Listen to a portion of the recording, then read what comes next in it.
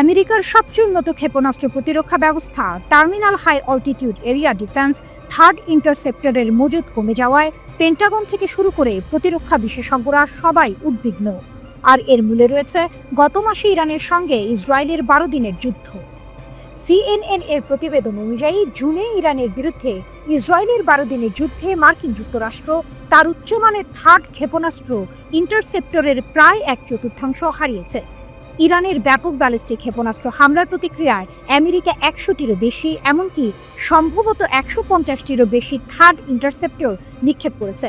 এটি আমেরিকার অত্যাধুনিক বিমান প্রতিরক্ষা ব্যবস্থার এক উল্লেখযোগ্য অংশ। মোট 7টি থার্ড সিস্টেমের মধ্যে 2টি ইসরায়েলে মোতায়েন করা হয়েছিল। এই দ্রুত ইন্টারসেপ্টর ব্যয় আমেরিকার ক্ষেপণাস্ত্র প্রতিরক্ষা ব্যবস্থার দুর্বলতা স্পষ্ট করে দিয়েছে। এমন এক সময়ে এই ঘটনা ঘটল যখন ইসরায়েলকে রক্ষা করার জন্য আমেরিকান জনসাধারণের সমর্থন রেকর্ড সর্বনিম্ন পর্যায়ে নেমে এসেছে। ধীর উৎপাদন, বাড়ছে ঝুঁকি। সাবেক মার্কিন প্রতিরক্ষা কর্মকর্তা এবং ক্ষেপণাস্ত্র বিশেষজ্ঞরা সিএনএনকে জানিয়েছে, ইন্টারসেপ্টরের এই দ্রুত হ্রাস বিশ্ব জুড়ে আমেরিকার সামরিক প্রস্তুতি এবং এই গুরুত্বপূর্ণ প্রতিরক্ষাগুলিকে দ্রুত পূরণ করার ক্ষমতা নিয়ে বড় প্রশ্ন তুলেছে। প্রতিরক্ষা বিভাগের 2026 সালের বাজেট অনুমান অনুযায়ী গত বছর মাত্র 11টি নতুন থার্ড ইন্টারসেপ্টর তৈরি হয়েছে এবং চলতি অর্থবছরে মাত্র 12টি অতিরিক্ত পাওয়ার সম্ভাবনা রয়েছে। পেন্টাগনের প্রেস সেক্রেটারি কিংসলি উইলসন অবশ্য দাবি করেছেন যে আমেরিকান বাহিনী সর্বদা বিশ্বব্যাপী অপারেশনাল প্রস্তুতি বজায় রেখেছে। তিনি অপারেশন মিডনাইট হ্যামারের সাফল্যের কথা উল্লেখ করেছেন। তবে একটি প্রাথমিক গোয়েন্দা মূল্যায়নে দেখা গেছে ইরানের পারমাণবিক স্থাপনাগুলিতে মার্কিন হামলা কর্মসূচির মূল উপাদানগুলি নির্মূল করতে ব্যর্থ হয়েছে। থার্ড একটি মোবাইল ক্ষেপণাস্ত্র প্রতিরক্ষা ব্যবস্থা যা স্বল্প থেকে মধ্যপাল্লার ব্যালিস্টিক ক্ষেপণাস্ত্রকে শেষ মুহূর্তে বাধা দিতে পারে। প্রতিটি থার্ড ইন্টারসেপ্টরের দাম প্রায় $12.7 মিলিয়ন। পেন্টাগন 2026 সালে 37টি থার্ড ইন্টারসেপ্টর কেনার পরিকল্পনা করেছে, যার আংশিক তহবিল আসবে সাম্প্রতিক সম্পূরক ব্যয় প্যাকেজ থেকে। তবে বিশেষজ্ঞরা বলছেন এই গতিতে উৎপাদন বাড়ানো সম্ভব নয়, আর এই ঘাটতি ভবিষ্যতে বড় নিরাপত্তা ঝুঁকি তৈরি করতে পারে।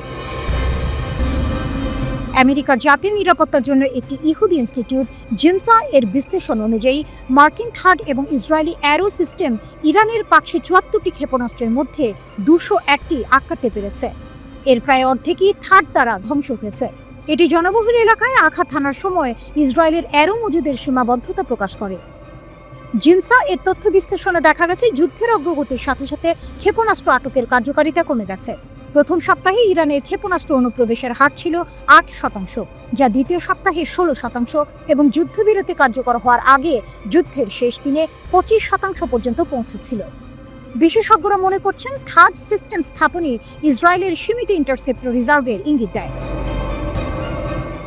অবসরপ্রাপ্ত ঊর্ধ্বতন মার্কিন সেনা কর্মকর্তা এবং সাবেক জ্যেষ্ঠ প্রতিরক্ষা কর্মকর্তারা সিএনএনকে জানিয়েছেন যে সাম্প্রতিক 12 দিনের যুদ্ধের আগেও মার্কিন যুক্তরাষ্ট্রের ইন্টারসেপ্টর মজুদ নিয়ে উদ্বেগ ছিল। বিশেষ করে চীনের বিরুদ্ধে প্রতিরোধ বজায় রাখতে গুরুত্বপূর্ণ উন্নত ইন্টারসেপ্টরের মাত্রা অত্যন্ত কম ছিল। একজন কর্মকর্তা বলেছেন, যখন তিনি জানতে পেরেছিলেন যে থার্ড মজুদ কতটা সীমিত, তখন তিনি অবাক হয়েছিলেন এবং মনে করেন ওয়াশিংটনের আরও ইন্টারসেপ্টর প্রয়োজন এবং সেগুলো দ্রুত তৈরি করা দরকার। মধ্যপ্রাচ্যের উত্তপ্ত বালুকণাময় প্রান্তরে একটি নতুন নীরব গর্জন শোনা যাচ্ছে। চাপা গুঞ্জন আর ফিসফিসানি বলছে ইরান হয়তো বিশ্বের সবচেয়ে শক্তিশালী অস্ত্রের মালিকানা দাবি করতে চলেছে, একটি আন্তঃমহাদেশীয় ব্যালিস্টিক ক্ষেপণাস্ত্র। এর নাম খোররামশার 5। যদি এই খবর সত্য হয়, তবে ইরান যোগ দেবে হাতে গোনা কয়েকটি দেশের এলিট ক্লাবে, যাদের হাতে রয়েছে এমন বিধ্বংসী ক্ষমতা। ইরানের রহস্যময় পদক্ষেপ। কয়েকদিন ধরে খোররামশার 5 এর ক্ষমতা নিয়ে বাতাসে ভাসছে চাঞ্চল্যকর খবর। দাবি করা হচ্ছে এই ক্ষেপণাস্ত্রের পাল্লা 12,000 কিলোমিটার, গতি ম্যাক 16 এবং এটি বহন করতে পারে 2 টন ওজনের ওয়ারহেড। ভাবুন একবার, এই পাল্লায় সমগ্র মার্কিন যুক্তরাষ্ট্র চলে আসে এর নিশানায়। এই সংখ্যাগুলো কি বাস্তব নাকি নিছকই জল্পনা? প্রশ্নটা এখানে। সাধারণত ইরানের প্রতিরক্ষা মন্ত্রণালয় বা Islamic revolutionary guards corps IRGC এর মহাকাশ বাহিনী তাদের বড় সামরিক সাফল্যের ঘোষণা বেশি ঢাকঢোল পিটিয়ে করে থাকে। কিন্তু খোররামশার 5 এর ক্ষেত্রে ব্যাপারটা ভিন্ন। এই খবর এসেছে অনানুষ্ঠানিক সূত্র থেকে, যা রহস্য আরও বাড়িয়ে তুলেছে। কিছু সংবাদ মাধ্যম তো 2023 সালের খোররামশার 4 পরীক্ষার পুরনো ভিডিওকেই নতুন বলে চালিয়ে দিয়েছে। কিন্তু এর মানে এই নয় যে এই ক্ষেপণাস্ত্রের অস্তিত্ব নেই। ইরানের সামরিক সক্ষমতা নিয়ে যারা নিয়মিত খবর রাখেন তারা জানেন, পারস্য উপসাগরের এই দেশটি সামরিক প্রযুক্তিতে নিজেদের শক্তিশালী করতে বদ্ধপরিকর। ICBM একটি বিধ্বংসী অস্ত্রের পরিচয়। একটি আন্তঃমহাদেশীয় ব্যালিস্টিক ক্ষেপণাস্ত্র হল দূরপাল্লার ক্ষেপণাস্ত্র, যা মহাদেশ জুড়ে বিভিন্ন ধরনের ওয়ারহেড বহন করতে পারে। এর সর্বনিম্ন পাল্লা 5500 কিলোমিটার। অবাক করা ব্যাপার হলো, কিছু ICBM 16,000 এমনকি 18,000 কিলোমিটার পর্যন্ত যেতে পারে, যা পৃথিবীর প্রায় প্রতিটি ভূখণ্ডকে কভার করে। এগুলো সাধারণত 20 থেকে 30 মিটার উঁচু হয়, কিন্তু আধুনিক প্রযুক্তিতে ছোট সংস্করণও তৈরি হচ্ছে। সাইলো, মোবাইল লঞ্চার বা সাবমেরিন থেকে উৎক্ষেপিত এই ক্ষেপণাস্ত্রগুলো বায়ুমণ্ডল ভেদ করে মহাকাশে প্রবেশ করে, তারপর ম্যাক 20+ বা 24,000 কিলোমিটার বা ঘন্টার বেশি গতিতে লক্ষ্যবস্তুর দিকে ধেয়ে আসে। 30 থেকে 40 মিনিটের মধ্যেই এটি তার গন্তব্যে পৌঁছাতে পারে। শীতল যুদ্ধের সময় থেকে এই অস্ত্র বিশ্ব ভূ রাজনীতিকে নতুনভাবে সংজ্ঞায়িত করেছে। এটি পারমাণবিক ত্রিমুখী ব্যবস্থার একটি গুরুত্বপূর্ণ অংশ, যা বোমারু বিমান এবং সাবমেরিন থেকে উৎক্ষেপিত ব্যালিস্টিক ক্ষেপণাস্ত্রের পাশাপাশি কাজ করে। খোররামশার 5 ক্ষমতার নতুন সংজ্ঞা। যদিও খোররামশার 5 এর 12,000 কিলোমিটার পাল্লার দাবি সত্যি হয়, তবে এটি ইরানের বর্তমান দীর্ঘতম পাল্লার ক্ষেপণাস্ত্র। খোররামশার 1 অথবা 4 এর চেয়ে প্রায় 3 গুণ বেশি শক্তিশালী হবে। ইরানের সিমোর্গো ক্যারিয়ার রকেটও যদি ব্যালিস্টিক ক্ষেপণাস্ত্রে রূপান্তরিত হয়, তবে একই পাল্লা অর্জন করতে পারে। তবে সামরিক বিশ্লেষকরা বলছেন, বেসামরিক ক্যারিয়ার রকেটকে ICBM এ রূপান্তরিত করার সম্ভাবনা কম, কারণ এগুলো ভারী, জ্বালানি লোড করতে বেশি সময় লাগে, আর তাই যুদ্ধের সময় শত্রুর সহজ লক্ষ্যবস্তু হয়ে উঠতে পারে। খোররামশার 5 এর ম্যাক 16 গতি ইঙ্গিত দেয় যে ইরানের ক্ষেপণাস্ত্র প্রযুক্তি অনেক উন্নত হয়েছে। এই গতিতে একটি ওয়ারহেডকে সঠিকভাবে লক্ষ্যবস্তুতে পৌঁছে দিতে হলে অত্যাধুনিক পুনঃপ্রবেশ যানের প্রয়োজন। ইরান ইতিমধ্যেই হাইপারসনিক ফাতাহ ক্ষেপণাস্ত্র পরীক্ষা করে এই সক্ষমতা প্রমাণ করেছে, যা ম্যাক 15 গতি অর্জন করে। এই ক্ষেপণাস্ত্রের তৃতীয় চমকপ্রদ বৈশিষ্ট্য হল এর 2 টনের ওয়ারহেড প্যালোড, যা আমেরিকার বাংকার বাস্টার বোমার সমতুল্য। যদিও এই প্যালোডের সঠিক পাল্লা এখনও স্পষ্ট নয়, ইরানের প্রতিরক্ষা মন্ত্রী ব্রিগেডিয়ার জেনারেল আজিজ নাসিরজাদে জুন মাসে হাইপারসনিক গতিতে 2 টনের একটি রেকর্ড ব্রেকিং ওয়ারহেড পরীক্ষার কথা জানিয়েছেন। যদিও তিনি ICBM এর প্রসঙ্গে এই ওয়ারহেডের কথা উল্লেখ করেননি, তবে এটি ইঙ্গিত দেয় যে ইরান অত্যন্ত শক্তিশালী প্যালোড তৈরির সক্ষমতা অর্জন করেছে। জুনের শুরুর দিকে মধ্যপ্রাচ্যের আকাশে যখন শান্তির ক্ষীণ আলো উঁকি দিচ্ছিল, তখনই তা হঠাৎ করেই অন্ধকারে ডুবে গেল। কোনো পূর্বাভাস ছাড়াই ইসরায়েল অতর্কিত হামলা চালালো ইরানের মাটিতে। তেল আবিবের ধারণা ছিল তেহরান হয়তো এই আঘাতে স্তব্ধ হয়ে যাবে, কিন্তু সে ধারণা ভুল প্রমাণিত হলো। ইসরায়েলের ধারণার উল্টোটা ঘটিয়ে তেহরান পাল্টা জবাব দিল। ইসরায়েলের দিকে ধেয়ে আসলো ক্ষেপণাস্ত্রের বৃষ্টি। একের পর এক ক্ষেপণাস্ত্র হামলায় নাস্তানাবুদ হয়ে ইসরায়েল দ্বারস্থ হলো আমেরিকার। মার্কিন সেনারা ইসরায়েলের হয়ে ইরানের 3টি গুরুত্বপূর্ণ পারমাণবিক স্থাপনায় হামলা চালায়, কিন্তু ইরানও ছাড়ার পাত্র ছিল না। তারা কাতারের মার্কিন ঘাঁটিতে পাল্টা হামলা চালিয়ে যোগ্য জবাব দেয়। টানা 12 দিনের রুদ্ধশ্বাস যুদ্ধের পর যুদ্ধবিরতির প্রস্তাব আসে। এই 12 দিনের যুদ্ধকে ইসরায়েলের প্রধানমন্ত্রী বেনিয়ামিন নেতানিয়াহু দেখছেন এক বিরাট সাফল্য হিসেবে।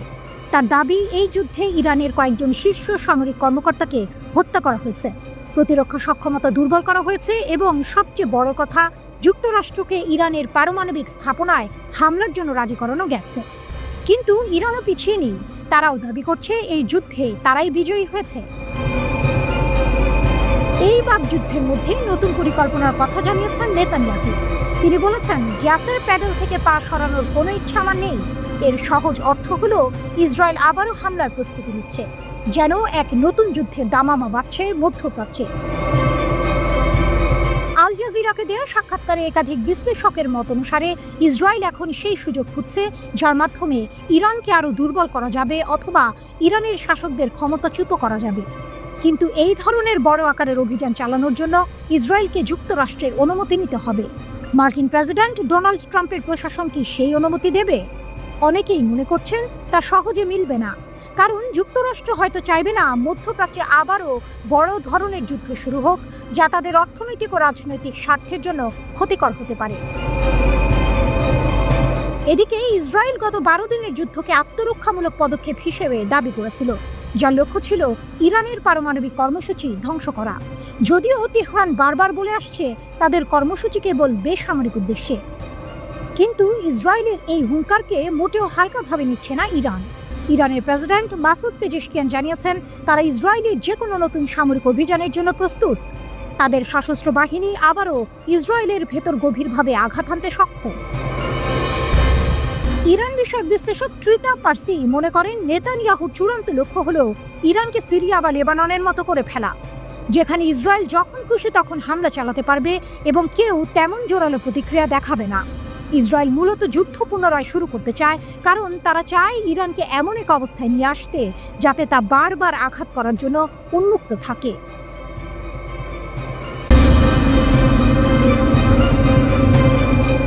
ওমান সাগরে বিস্তীর্ণ নীল জলরাশি, দিগন্তে সূর্যের রক্তিম আভা, কিন্তু এই শান্ত দৃশ্যপটের আড়ালে লুকিয়ে আছে এক তীব্র উত্তেজনা। যখন বিশ্ব ভাবছিল ইরান হয়তো এই আক্রমণের পর দুর্বল হয়ে পড়েছে, তখনই ওমান সাগরের বুকে ঘটল এক অবিশ্বাস্য ঘটনা, এক সাহসী পদক্ষেপ যা বিশ্বকে দেখিয়ে দিল ইরানের অদম্য শক্তি আর ইস্পাত কঠিন মনোবল। ওমান সাগরের বুকে ধীর গতিতে এগিয়ে চলেছে মার্কিন ডেস্ট্রয়ার ইউএসএস ফিটজেরাল্ড। তার বিশাল আকৃতি যেন ক্ষমতার প্রতীক।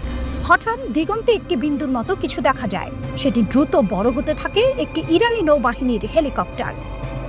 মার্কিন ডেস্ট্রয়ার ইউএসএস ফিটজেরাল্ড ধীর গতিতে ইরানের তত্ত্বাবধানে থাকা জলসীমার দিকে এগিয়ে আসছিল, কিন্তু তেহরান তার সার্বভৌমত্ব রক্ষায় অটল।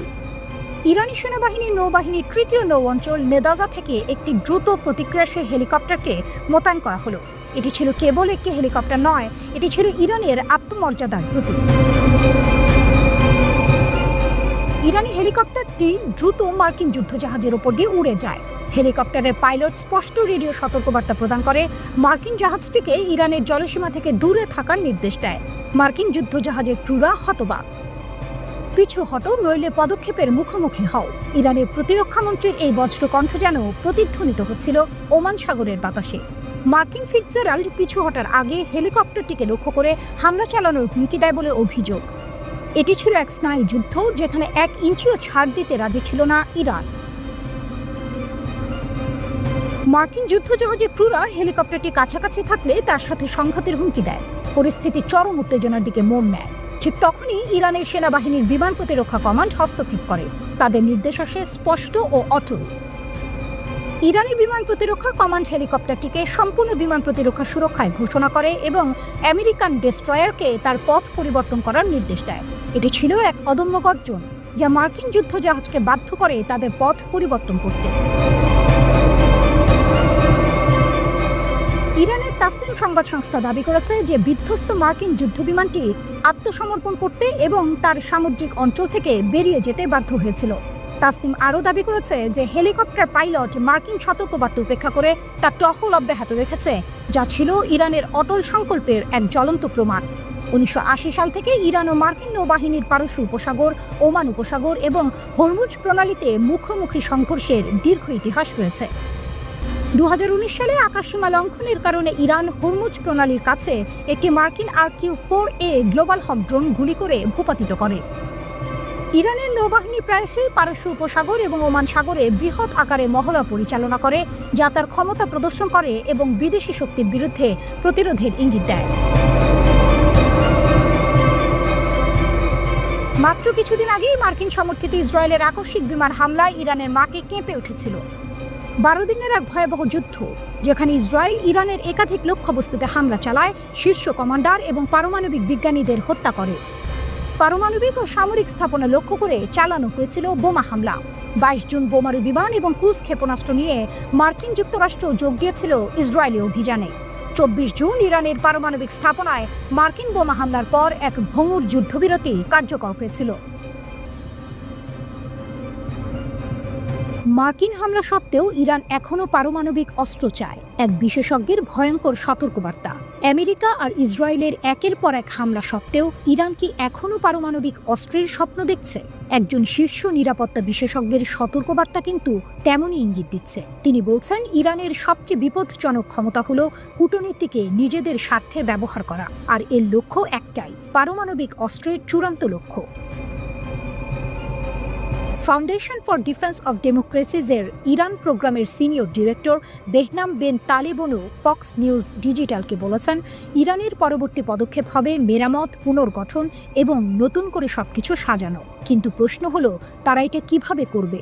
আন্তর্জাতিক সম্প্রদায়ের সাথে ফ্লার্ট করে নাকি সম্পূর্ণ অন্ধকারে চলে গিয়ে? এটা এখনো দেখার বাকি, তিনি যোগ করেন। গত মাসে ইরানের পারমাণবিক কর্মসূচিতে মার্কিন যুক্তরাষ্ট্র এবং ইসরায়েলের হামলার পর ফোর্দো, ইস্পাহান এবং নাতানজ পারমাণবিক স্থাপনা গুরুতরভাবে ক্ষতিগ্রস্ত হয়েছে বলে সরকারি মুখপাত্র ফাতেমে মোহেজেরানি নিশ্চিত করেছেন। তবে ক্ষতির পরিমাণ নিয়ে সন্দেহ রয়েছে, বিশেষ করে হামলার আগে ইরান কঠোর সুরক্ষিত স্থাপনা থেকে কোনো সমৃদ্ধ ইউরেনিয়াম বা সেন্ট্রিফিউজ সরিয়ে নিতে সক্ষম হয়েছিল কিনা তা নিয়ে প্রশ্ন উঠছে। যদিও ট্রাম্প প্রশাসন দাবি করেছে যে তারা 3টি স্থাপনা নিশ্চিহ্ন করে দিয়েছে, ইসরায়েলি কর্মকর্তারা বলছেন তারা পরিস্থিতি নিবিড়ভাবে পর্যবেক্ষণ করছেন। মার্কিন যুক্তরাষ্ট্র এবং ইসরায়েলের বিশেষজ্ঞরা বিশ্বাস করেন, ইরান এখনও বাংকার ধ্বংসকারী বোমা থেকে ক্ষতির পরিমাণ মূল্যায়ন করছে এবং তারা যতটা সম্ভব পুনরুদ্ধার ও মেরামত করার চেষ্টা করবে, যার অর্থ তারা সময় কিনতে চাইবে।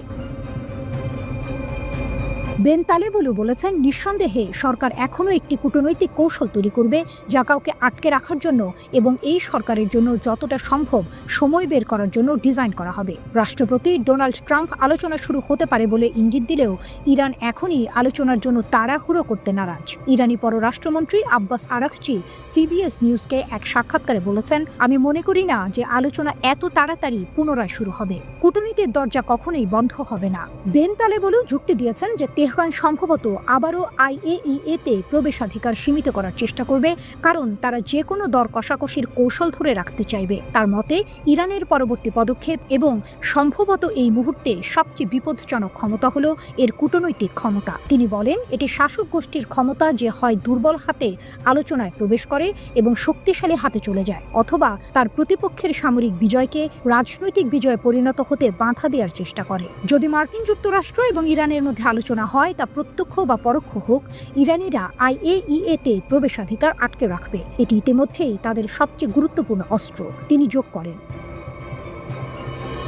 বেন তালেবনু ব্যাখ্যা করেছেন, IAEA-কে দর কষাকষির একটি মাধ্যম হিসেবে ব্যবহার করা ইরানকে কেবল তার পারমাণবিক কর্মসূচি পুনঃপ্রতিষ্ঠার জন্য সময় নষ্ট করতে সাহায্য করে না। বেন তালেবনু সতর্ক করে দিয়েছেন যে ইরান তার পারমাণবিক উচ্চাকাঙ্ক্ষা ছেড়ে দেবে না। তিনি উল্লেখ করেছেন, 1980-এর দশকে ইরাকের সাথে যুদ্ধের সময় তেহরানের নিরাপত্তা ব্যবস্থা সম্পূর্ণরূপে পরিবর্তিত হয়েছিল। তার সবকিছুই তখন থেকে শুরু হয়েছিল, ব্যালিস্টিক ক্ষেপণাস্ত্র কর্মসূচি, ড্রোন কর্মসূচি, সামুদ্রিক আগ্রাসন, আন্তর্জাতিক যন্ত্রপাতি এবং পারমাণবিক কর্মসূচি সবই 1980-এর দশকে শুরু হয়েছিল। তিনি বলেন, এই পারমাণবিক কর্মসূচি পুনরুজ্জীবিত করে ইরান একটি চূড়ান্ত প্রতিরোধক খুঁজছিল। ইরানি শাসন ব্যবস্থার এই বিশেষজ্ঞ সতর্ক করে দিয়েছেন যে ভূ রাজনৈতিক লক্ষ্য অর্জনের জন্য ইরানের পারমাণবিক কর্মসূচি বিকাশের 40 বছরের আবেগ মার্কিন সামরিক হস্তক্ষেপের কারণে পরিবর্তিত হবে না।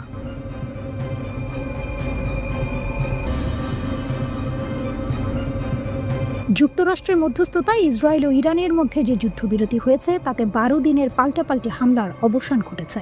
ইসরায়েলের প্রধানমন্ত্রী বেনিয়ামিন নেতানিয়াহু এই সংঘাতে নিজেদের বিজয় ঘোষণা করেছেন।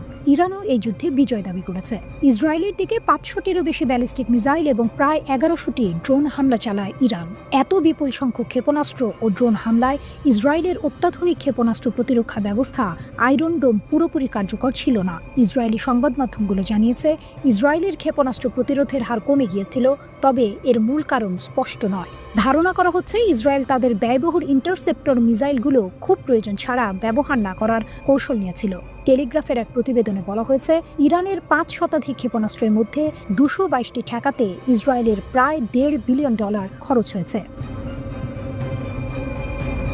ক্লাস্টার বোমা ওয়ারহেড এবং ইসরায়েলের ক্ষয়ক্ষতি। দ্য টেলিগ্রাফের প্রতিবেদন অনুযায়ী 19 জুনের হামলায় ইরান তাদের ক্ষেপণাস্ত্রে একটি ক্লাস্টার বোমা ওয়ারহেড ব্যবহার করে। এই ওয়ারহেড প্রায় 8 কিলোমিটার এলাকার মধ্যে 20টি ছোট ছোট বিস্ফোরণ ঘটায়। এর মধ্যে একটি বিস্ফোরক আজর শহরে আঘাত হানে, যার শব্দ এবং ক্ষয়ক্ষতি ছিল ছোটখাটো রকেট বিস্ফোরণের মতো।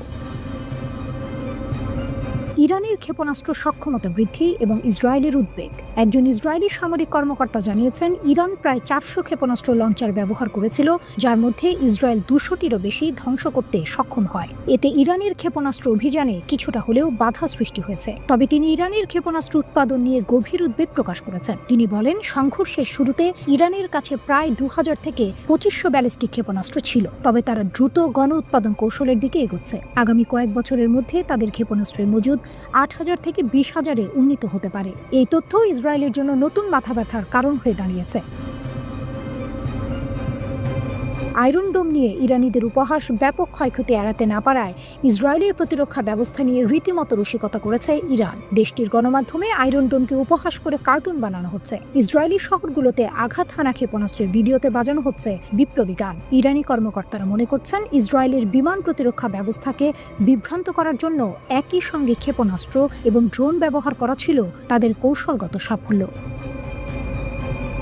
ইরানের আত্মবিশ্বাস তুঙ্গে। ইরানের রাষ্ট্রীয় টিভিতে আইআরজিসির deputy commander in chief major general Ali Fazli দাবি করেছেন, ইসলামী বিপ্লবের 47 বছরের ইতিহাসে ইরান সবচেয়ে ভালো প্রতিরক্ষামূলক অবস্থানে রয়েছে। সামরিক প্রস্তুতি, অপারেশনাল সংহতি এবং যোদ্ধাদের মনোবলের দিক থেকে আমরা আগে কখনো এতটা উঁচুতে ছিলাম না। যদিও ইরানের ক্ষেপণাস্ত্র ও ড্রোন ভিত্তিক প্রতিরোধ ব্যবস্থা কিছুটা কৌশলগত শক্তি দেখিয়েছে, কিন্তু এর বড় ধরনের দুর্বলতাও উন্মোচিত হয়েছে। আধুনিক বিমান ও বৈদ্যুতিক যুদ্ধের সক্ষমতা আছে, এমন শক্তির বিরুদ্ধে শুধু এই ব্যবস্থা সেভাবে কাজ করে না। এই কৌশলগত ঘাটতি পূরণে ইরান এখন জরুরি ভিত্তিতে রাশিয়ার S-400 আকাশ প্রতিরক্ষা ব্যবস্থা ও Su-35 যুদ্ধ বিমান সংগ্রহের উদ্যোগ নেবে বলে ধারণা করা হচ্ছে। একই সঙ্গে চীনের কাছ থেকে যুদ্ধ বিমান নেওয়ার বিষয়টিকেও ইরান এখন বিবেচনা করবে, কেননা সম্প্রতি ভারত পাকিস্তান সংঘাতের সময় চীনের যুদ্ধ বিমান সক্ষমতা প্রমাণ করেছে।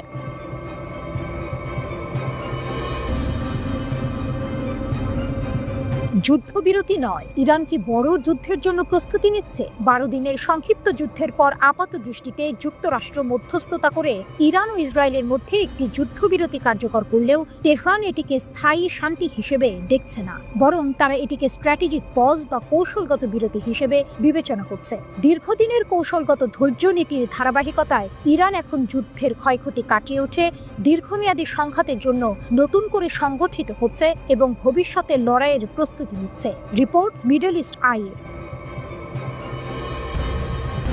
বিপর্যয়ের মাঝেও তেহরানের আত্মবিশ্বাস। সাম্প্রতিক যুদ্ধে ইসরায়েল যুক্তরাষ্ট্রের সহায়তায় ইরানের বিভিন্ন সামরিক ঘাঁটি, ক্ষেপণাস্ত্র স্থাপনা ও পারমাণবিক গবেষণাগারে ব্যাপক আঘাত হানে। এতে আইআরজিসির শীর্ষ কর্মকর্তা, মহাকাশ বিভাগের প্রধান ও একাধিক পারমাণবিক বিজ্ঞানী নিহত হন। কিন্তু এই বিপর্যয়ের মধ্যেও ইরান নিজেদের প্রতিরোধ ক্ষমতা প্রমাণ করেছে। তাদের পাল্টা ক্ষেপণাস্ত্র হামলায় ইসরায়েলের উন্নত প্রতিরক্ষা ব্যবস্থা আয়রন ডোমও চাপের মুখে পড়ে যায়। এই ঘটনা প্রমাণ করে প্রতিকূল পরিস্থিতিতেও ইরান শক্তিশালী প্রতিরোধ করতে সক্ষম। সামরিক শক্তি পুনর্গঠনে জোর। এই যুদ্ধবিরতির সুযোগকে কাজে লাগিয়ে ইরান নিজেদের সামরিক শক্তি পুনর্গঠনে পূর্ণ মনোযোগ দিয়েছে। তারা ক্ষেপণাস্ত্র ভান্ডার সমৃদ্ধ করছে, ফাতাহ ও খাইবার শেকান এর মতো হাইপারসনিক প্রযুক্তির উন্নয়ন ঘটাচ্ছে এবং বিমান প্রতিরক্ষা ব্যবস্থাকে আধুনিকায়ন করছে। যুদ্ধ থেকে পাওয়া শিক্ষা অনুযায়ী আধুনিক যুদ্ধে জয় পেতে শুধু ক্ষেপণাস্ত্র বা ড্রোন যথেষ্ট নয়, প্রয়োজন পূর্ণাঙ্গ বিমান প্রতিরক্ষা ও আকাশাধিপত্য। তাই ইরান এখন রাশিয়ার S-400 প্রতিরক্ষা ব্যবস্থা, Su-35 যুদ্ধ বিমান এবং চীনের J-10 ও পঞ্চম প্রজন্মের J-20 যুদ্ধ বিমান সংগ্রহের পরিকল্পনা করছে। এছাড়া যুদ্ধের সময় ইরানের একটি বড় দুর্বলতা ছিল আকাশভিত্তিক আগাম সতর্কতা ব্যবস্থা এর অভাব। এই অভাব পূরণের জন্য চীন ও রাশিয়ার কাছ থেকে এসব অত্যাধুনিক প্রযুক্তি সংগ্রহ এখন তেহরানের প্রতিরক্ষা পরিকল্পনার অন্যতম অগ্রাধিকার। কূটনীতির ময়দানে ইরানের নতুন চাল। সামরিক প্রস্তুতির পাশাপাশি ইরান আন্তর্জাতিক কূটনীতির ময়দানেও নিজেদের অবস্থান জোরদার করতে চাইছে। তারা ইসরায়েল ও যুক্তরাষ্ট্রের বিরুদ্ধে আন্তর্জাতিক বিচার আদালতে মামলা করার প্রস্তুতি নিচ্ছে। অভিযোগ, তারা ঘোষণাহীন যুদ্ধ শুরু করেছে এবং আন্তর্জাতিক আইন অনুযায়ী সুরক্ষিত পারমাণবিক স্থাপনাগুলোতে আঘাত হেনেছে। তেহরান স্পষ্ট জানিয়ে দিয়েছে, এই বিচারিক প্রক্রিয়া পূর্ণাঙ্গ না হওয়া পর্যন্ত তারা পারমাণবিক আলোচনায় ফিরবে না। এরই মধ্যে ইরান আন্তর্জাতিক পরমাণু শক্তি সংস্থা IAEA এর সঙ্গে সহযোগিতা স্থগিত করেছে। তারা সংস্থার তদারকি ব্যবস্থাকে পক্ষপাতদুষ্ট আখ্যা দিয়েছে। এমনকি যুদ্ধ শুরুর আগেই তারা গোপনে বিপুল পরিমাণ সমৃদ্ধ ইউরেনিয়াম নিরাপদ স্থানে সরিয়ে ফেলেছে বলেও জানা গেছে।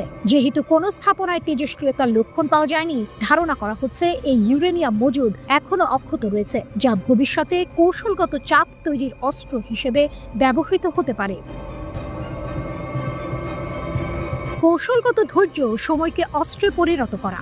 ইরান এখন কেবল যুদ্ধের ক্ষতি কাটিয়ে উঠছে না, বরং ধাপে ধাপে সামরিক, কূটনৈতিক ও মনস্তাত্ত্বিক লড়াইয়ের প্রস্তুতি নিচ্ছে। তাদের বিশ্বাস, সময়ের সঙ্গে সঙ্গে ইসরায়েল আরও বেশি আন্তর্জাতিক ও অভ্যন্তরীণ চাপে পড়বে, আর সেই সময়কেই তারা কৌশলগতভাবে ব্যবহার করতে চায় নিজেদের পক্ষে ভারসাম্য টানতে। তেহরানের কাছে কৌশলগত ধৈর্য মানে শুধুই অপেক্ষা নয়, বরং এটি সময়কে একটি শক্তিশালী অস্ত্রে পরিণত করে ধাপে ধাপে প্রতিপক্ষকে দুর্বল করার দীর্ঘমেয়াদী এক রাজনৈতিক ও মনস্তাত্ত্বিক যুদ্ধনীতি।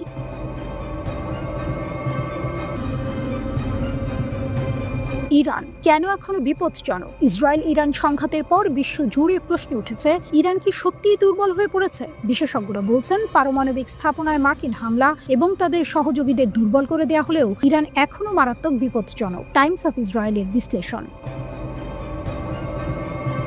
12 দিনের এই সংঘাতের ফলস্বরূপ ইরানের পারমাণবিক স্থাপনাগুলোতে মার্কিন বিমান হামলা চালানো হয়। The Institute for National Security স্টাডিজের সিনিয়র ইরান গবেষক বেনি সাপ্তির মতে, হামলায় ইরানের কিছু গুরুত্বপূর্ণ স্থান ক্ষতিগ্রস্ত হয়েছে এবং অস্ত্র উৎপাদন বিলম্বিত হতে পারে। কিন্তু সাপ্তি দাবি করেছেন, এই হামলা হুমকির প্রকৃতি মৌলিকভাবে পরিবর্তন করেনি। তিনি বলেছেন, ইরানের শাসনের মূল ভিত্তি এখনো অটুট রয়েছে এবং তারা আবার শক্তিশালী হয়ে উঠতে পারে।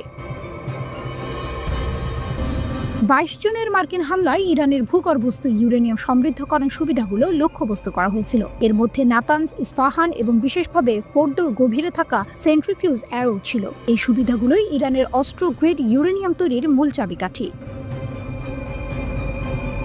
জর্জিয়া টেকের পারমাণবিক প্রকৌশল অধ্যাপক ডক্টর আনা এরিকসন ব্যাখ্যা করেছেন যে এই আক্রমণ বিপজ্জনক মাত্রায় ইউরেনিয়াম সমৃদ্ধ করার জন্য ব্যবহৃত সেন্ট্রিফিউজগুলোর ওপর ছিল। তিনি বলেছেন, ইরান দীর্ঘকাল ধরে সেন্ট্রিফিউজ প্রযুক্তিতে পরিমাণ এবং গুণগত উভয় ক্ষেত্রেই বিনিয়োগ করেছে। আক্রমণের আগে ইরান প্রায় 6500টি IR-2M, 4000টি IR-4 এবং 3000টিরও বেশি IR-6 সেন্ট্রিফিউজ পরিচালনা করেছিল। এই উন্নত মডেলগুলোর গতি এবং গোপনীয়তা উভয় ক্ষেত্রেই পুরানো IR-1 ডিজাইনকে ছাড়িয়ে যায়। উদাহরণস্বরূপ IR-6 প্রতি বছর 10টি পৃথকীকরণ ইউনিট উৎপাদন করতে পারে, যা ইরানে কয়েক সপ্তাহের মধ্যে 60% সমৃদ্ধকরণ থেকে অস্ত্র গ্রেড উপাদানে স্থানান্তরিত করার ক্ষমতা দেয়। নতুন IR-9 সেন্ট্রিফিউজ, যা এখনও পরীক্ষার পর্যায়ে রয়েছে, সেই উৎপাদনকে 5 গুণ বাড়াতে পারে। এরিকসন আরও জানিয়েছেন যে আক্রমণের আগেই ইরানের কাছে প্রায় 400 কিলোমিটার উচ্চ সমৃদ্ধ ইউরেনিয়াম মজুদ ছিল, যা 10টি পারমাণবিক বোমার জন্য যথেষ্ট। এই মজুদ অক্ষত আছে কিনা তা এখনও অজানা। সংঘাতের সময় ইসরায়েল ইরানের ক্ষেপণাস্ত্র কর্মসূচিকেও লক্ষ্যবস্তু করেছে। তারা দাবি করেছে, ইরানের ক্ষেপণাস্ত্র উৎপাদন ক্ষমতা উল্লেখযোগ্যভাবে হ্রাস পেয়েছে এবং কমপক্ষে 2027 সাল পর্যন্ত দীর্ঘপাল্লার অস্ত্র উৎপাদনের ক্ষমতা বিলম্বিত হয়েছে। কিন্তু সাপ্তি সতর্ক করে বলেছেন, এই ব্যর্থতাগুলো নিয়ে আত্মতুষ্টিতে ভোগা উচিত নয়। তার মতে, এটি কেবল ক্ষেপণাস্ত্র বা পারমাণবিক কর্মসূচির বিষয় নয়, এটি শাসন ব্যবস্থার স্থিতিশীলতার বিষয়। তিনি উল্লেখ করেছেন, মার্কিন যুক্তরাষ্ট্র এবং ইসরায়েলি হামলা IRGC জেনারেল সদর দফতর এবং এভিন কারাগারকেও লক্ষ্য করেছিল। সম্প্রতি সংঘটিত 12 দিনের যুদ্ধে ইসরায়েলের অন্তত 5টি সামরিক স্থাপনায় ইরানি ক্ষেপণাস্ত্র সরাসরি আঘাত হানে বলে রাডার তথ্যের ভিত্তিতে জানিয়েছে ব্রিটিশ সংবাদ মাধ্যম দ্য টেলিগ্রাফ। ইসরায়েল কর্তৃপক্ষ এসব স্থাপনায় ক্ষেপণাস্ত্র আঘাত হানার কথা এখন পর্যন্ত প্রকাশ্যে স্বীকার করেনি। দেশটির কঠোর সামরিক সেন্সরশিপ আইনের কারণে এসব তথ্য দেশটির গণমাধ্যমে প্রকাশ করাও নিষিদ্ধ।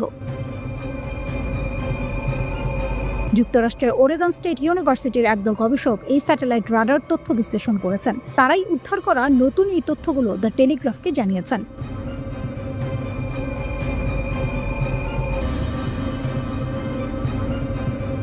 ইরান যেন রণহুঙ্কার দিল। তাদের শীর্ষ সামরিক মুখপাত্র ব্রিগেডিয়ার জেনারেল আবুল ফজল শেখার্চি সাফ জানিয়ে দিয়েছেন, পশ্চিম এশিয়ায় অবস্থিত মার্কিন যুক্তরাষ্ট্র এবং ইসরায়েলের সকল সামরিক ঘাঁটি ইরানের হামলার আওতায়। শেখার্চি দাবি করেছেন, সাম্প্রতিক সংঘাতের জন্য মার্কিন যুক্তরাষ্ট্রই মূল দায়ী এবং ইরান তার আত্মরক্ষার জন্য ধ্বংসাত্মক প্রতিশোধ নিতে প্রস্তুত। শেখার্চি আল মায়াদিনকে দেয়া এক সাক্ষাৎকারে বলেছেন, ইরান যুদ্ধ শুরু করেনি, কিন্তু প্রতিপক্ষের ধ্বংসাত্মক হামলার জবাবে 12 দিনের মধ্যে কার্যকরভাবে পাল্টা জবাব এনেছে। তিনি জোর দিয়ে বলেন, এই পাল্টা হামলায় শত্রুদের উল্লেখযোগ্য ক্ষতি হয়েছে। তার মতে, শক্তিশালী ইরানি প্রতিশোধমূলক অভিযান সহ্য করার পরেই প্রতিপক্ষরা যুদ্ধবিরতিতে বাধ্য হয়েছে। তিনি দাবি করেছেন, সংঘাত শেষ হওয়ার আগে শেষ ক্ষেপণাস্ত্র এবং ড্রোন ইরানি নিক্ষেপ করেছিল।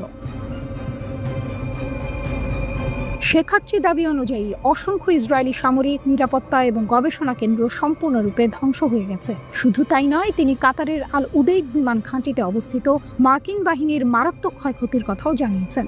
সবচেয়ে চমকপ্রদ তথ্য হলো, শেখার্চি বলেছেন, শত্রুদের বেশিরভাগ ক্ষয়ক্ষতি কঠোরভাবে গণমাধ্যম থেকে গোপন রাখা হয়েছে। তিনি পশ্চিমা গণমাধ্যমের বিশ্বাসযোগ্যতা নিয়ে প্রশ্ন তুলেছেন এবং চ্যালেঞ্জ করে বলেছেন, শত্রুরা যদি সত্যি গণতান্ত্রিক এবং সৎ হয়, তাহলে তাদের ক্ষয়ক্ষতি বিশ্বের কাছে প্রকাশ করতে দিন। তার মতে, ইরানি ড্রোন এবং ক্ষেপণাস্ত্র বিশ্বের সবচেয়ে উন্নত বিমান প্রতিরক্ষা ব্যবস্থাকেও ভেদ করতে সক্ষম হয়েছে এবং ইসরায়েলের আকাশসীমা আমাদের কাছে হয়েছে।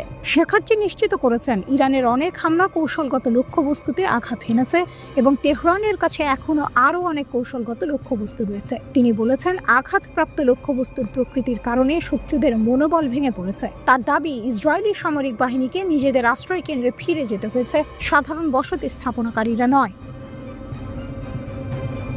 এছাড়াও তিনি প্রকাশ করেছেন যে ইরানি বাহিনী অনেক মার্কিন ও ইসরায়েলি ড্রোন ভূপাতিত করেছে। শেখার্চি স্পষ্টভাবে সতর্ক করেছেন, ইরান যে কোনো নতুন আগ্রাসনের প্রচেষ্টার বিরুদ্ধে ধ্বংসাত্মক শক্তির সাথে প্রতিক্রিয়া জানাতে দৃঢ় প্রতিজ্ঞ। তিনি আবারও জোর দিয়ে বলেছেন, পশ্চিম এশিয়ায় অবস্থিত মার্কিন ও ইসরায়েলি ঘাঁটিগুলো ইরানের ফায়ার রেঞ্জের মধ্যে। শেখার্চি মার্কিন যুক্তরাষ্ট্র, ইসরায়েল এবং তাদের সমর্থকদের যুদ্ধবিরতি লঙ্ঘনের বিরুদ্ধে কঠোর হুঁশিয়ারি দিয়েছেন। তিনি বলেছেন, যে কোনো ভুলের জবাব বিধ্বংসী হবে এবং ইরানের প্রতিশোধ আগের চেয়েও বেশি ধ্বংসাত্মক হবে, যেখানে নতুন এবং অপ্রত্যাশিত সামরিক কৌশল ব্যবহার করা হবে। তিনি স্পষ্ট করে বলেছেন, যে কোনো ভুল বা আগ্রাসনের ক্ষেত্রে আমরা সমস্ত লাল রেখা অতিক্রম করব, অর্থাৎ ইরান তাদের সীমা অতিক্রম করতে মোটেই দ্বিধা করবে না। ইরানের প্রতিরক্ষা সক্ষমতা নিয়ে শেখার্চি গর্ব করে বলেছেন, দেশটির উন্নত এবং ধ্বংসাত্মক সামরিক শক্তি রয়েছে। তারা স্বাধীনভাবে অস্ত্র তৈরি করে, দ্রুত আপডেট করে এবং দীর্ঘস্থায়ী সংঘাতে জড়াতে ভয় পায় না। তিনি প্রতিশ্রুতি দিয়েছেন, আমাদের বিজ্ঞানী এবং প্রকৌশলীরা বিদেশি সহায়তা ছাড়াই অত্যাধুনিক অস্ত্র তৈরি করতে পারেন এবং ইরানের অস্ত্রাগার যে কোনো সংঘাতের ফলাফল পরিবর্তন করতে পারে। মার্কিন যুক্তরাষ্ট্রকে হুঁশিয়ারি দিয়ে তারা বলেছেন, তারা যে কোনো আগ্রাসনের প্রতিক্রিয়ায় ইরানের তিক্ততার স্বাদ পাবে।